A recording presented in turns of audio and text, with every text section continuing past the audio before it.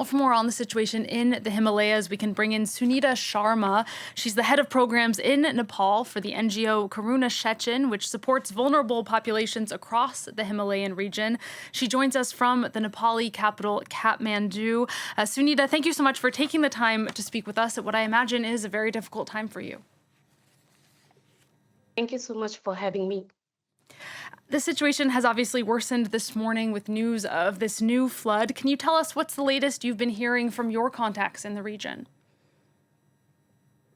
Actually, there has been a new alarm from the government that another glacier lake is ready to be outburst, which can cause more damage that has been witnessed with the previous one. So there has been an alert issued. Yeah, we've been talking about that alert. And are you in touch with people who are affected by that alert and who are in the region in the Himalayas? Yes, we are because Karuna is trying to reach out the people who have been most suffered there. And basically, the government of Nepal, they are, doing this alert thing in a personal basis. The radios are announcing the alerts, and they are also miking the alert at the roadside. So people are being aware of this. But still, many people who are there are still dealing with the trauma that has happened on 26th of August. And can you tell us more about kind of where the people are that you're in touch with and how you've been able to contact them, since I understand that communication is rather difficult? Yes. Now, government is, sending the temporary mobile networks there. So we have been in contact with the head of the rural municipality, which are most affected in that particular district, and getting in touch with them with their needs and the requirements for the rapid response thing. So basically, we are in touch with the elected mayors of the most affected rural municipalities there. And what are you hearing from them about the situation on the ground?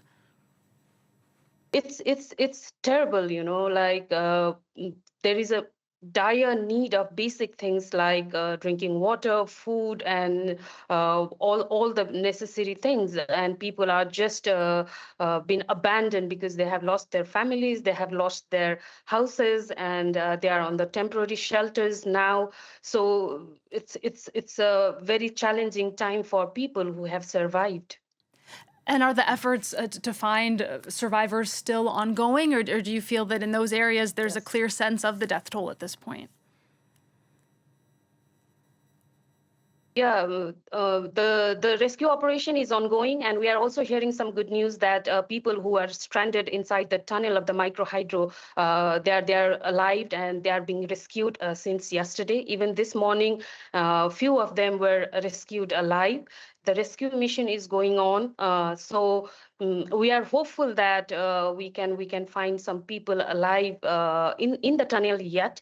So at the moment, we are happy with the rescue operation that's going on, but it's not enough. There are multiple thousands of people who have been in the list of the lost families. So we need more support for this. Yes. You talk about more support. Nepal's foreign ministry, though, said this Friday that the country does not need international help for search and rescue efforts. What do you make of that declaration?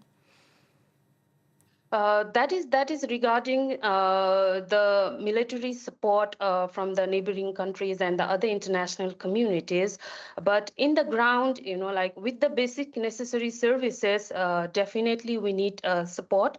And also for that, Karuna, as our organization, have allocated 500,000 euros as a starting fund to support the people for their survivals. Just how unprecedented is this kind of crisis in the area? Basically, we are very disaster-prone country, so for us, these has been annual kind of problems every year we face with this kind of disaster. So we need more focus on the preparedness of this kind of disaster, but the scale we assume has been very big this time. Yeah, given how big the scale is, do you think this could be a turning point for people? I mean, when we look at rebuilding, do you think many people are going to want to relocate potentially? Relocation, we really need to discuss with the communities themselves, because also during the earthquake, like relocation was something very personal for the people. They just want to difficult for them to leave their places. So but this context is different, like there is no land, everything has been swept away. So we really need to find out, discussing with the people and prepare a real plan, uh, along with the government, whether they will be willing to relocate or not. This is perhaps the first major challenge for Nepal's new prime minister, the 36-year-old Balendra Shah, who was the former mayor of Kathmandu, where you are. What do you make of his government's response so far? I know it's just the early days, but your initial impressions. Yeah, it's too early to evaluate, like, because at the moment we are supporting government, like in whatever way we want to. But as a human, as a compassionate human, definitely we want to speed up all the rescue operations that is ongoing at the moment. But however, the way Nepal Army and the armed police and Nepal police has been in the field rescuing the people, I would say I'm happy with that. And can you talk more about sort of what the most urgent needs are at this time and then in the coming days and weeks?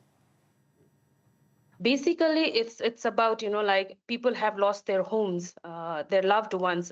First is the search operations, like to find out where the people are. And then other thing is the basic needs, like they need drinking water, food, shelters, clothes, everything is gone, medicines. So these are the basic thing that we need for people to survive in these days, for the rapid response. And then again, we have to rebuild their confidence, rebuild their home, and rebuild their communities in the coming days in a rehabilitation stage. What's your sense of just how long this recovery is going to take? Uh, we just need to pray that second disaster will not happen. But it seems like, with the alert, like it seems again the second disaster is following us. So it's quite hard to say, because looking at the level of devastation that has happened, it will take years, I would think. And just if you have any final message for our viewers and perhaps a way that people could help, how could people help who are watching who want to aid in the recovery effort?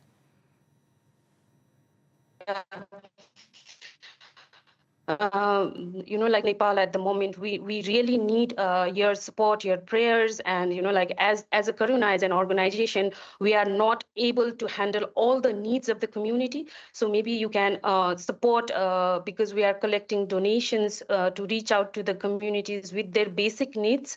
So please join us and help hand to be with the people who are in a most vulnerable situation at the moment, and they need your support. Nepal needs your support. All right, Sunita Sharma, we wish you and the rest of Nepal strength in the coming days. Thank you again so much for taking the time to speak with us. That was Sunita Sharma, the head of Thank you. programs in Thank you. Nepal for the NGO Karuna-Shechen.